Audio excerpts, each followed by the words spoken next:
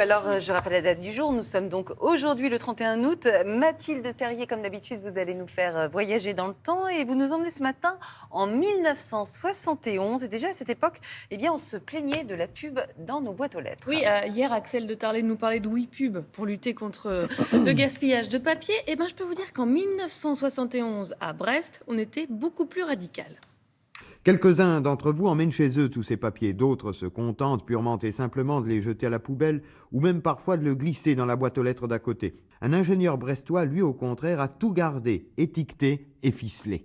On nous parle d'économie, on nous parle de surveillance de tout ce qui est consommation d'énergie. Et moi j'avais mes 48 kilos, j'estime que ça représente un gâchis qui est quand même énorme. Et à ce moment-là, comme j'avais un argument de poids, puisque le terme est là, j'ai envoyé une lettre au président de la République. Dans nos pays industriels, le gâchis de papier est énorme. On peut se demander si ces pratiques publicitaires qui correspondaient à une époque de gestion de l'abondance sont encore adaptées à celle d'une gestion de la pénurie. En 71, on parlait déjà de la fin de l'abondance. Ouais. En 3 ans, donc, Jean-Luc a reçu chez lui 48 kilos de papier. Oh là là. Et aujourd'hui, ça serait pire, parce qu'un foyer, en moyenne, recevrait 30 kilos de publicité par an. Bah, dis donc, on enchaîne avec le 31 août 1987 et l'effervescence ce jour-là à Nice. Oui, Adélaïde, est-ce que vous avez déjà eu la chance de voir Madonna en concert? Oui, Ah je bon? me souviens. Oui, oui. Alors, la chorégraphie, c'était top, mais elle n'était pas en forme du tout. C'était quoi? C'était le parc de Sceaux, non? C'était... Non, je me demande si c'était pas au Stade de France. Ah, j'y étais avec Oui, vous. c'est Eh bah, ça. dis Et donc. je trouve que le son Ouais, c'est vrai. était mais C'était épouvantable. pas terrible. Bon, Ouais. ce jour-là à Nice, en tout cas, ça met les fans dans un drôle d'état. Madonna, ce qui me plaît, c'est son corps. C'est vrai. Non, mais c'est vrai. Franchement, moi, ce que j'aime bien dans les stars, c'est voir leur physique. Et en plus, elle, en porte-cartel. C'est quoi pour vous, Madonna? Mon idole. Ouais, pour qu'elle lance la culotte, j'attrape la culotte, puis je la mets dans ma chambre, je la mets sur le mur, et puis tous les soirs, super. Est-ce que vous trouvez que les places sont chères?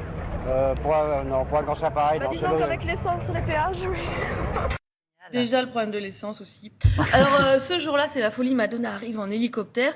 C'est la deuxième tournée seulement de la star américaine. Et sur scène, voilà ce qu'on pouvait entendre. Eh oui. Quand même. Grande carrière de Madonna. Votre chanson préférée de Madonna? Ah non, là, Isla Bonita. Like a Virgin. Ah, bon, Ah oui, grand moi aussi, classique. avec les Virgin.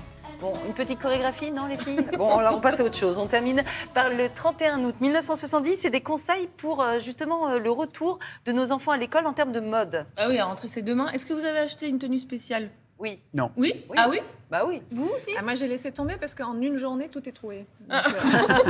Eh bien, dans les années 70, voilà ce qu'on recommandait pour la tenue des écoliers.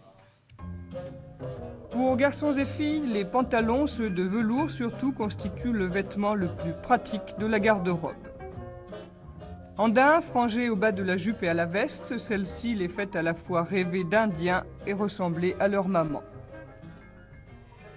Pour les jours de grand froid, voici l'idéal, la bouclette épaisse à chaleur assurée, le confort et le moelleux qui complètent avec raffinement les tenues sportives. On Ils était vont pas habillés comme ça à Mais l'école, si. vous? On Si, était bah, comme ça. ça. Mais non, On la leur filait les moumoute. vêtements. Moi, j'avais Ouais. les couettes. J'avais regardé. On s'y Bon, et retrouve. depuis, qu'est-ce qui s'est passé? La mode a un peu évolué quand même. Aujourd'hui, j'ai regardé, on est beaucoup plus basique. En gros, un sweat et un jean, on est sûr de ne pas se tromper.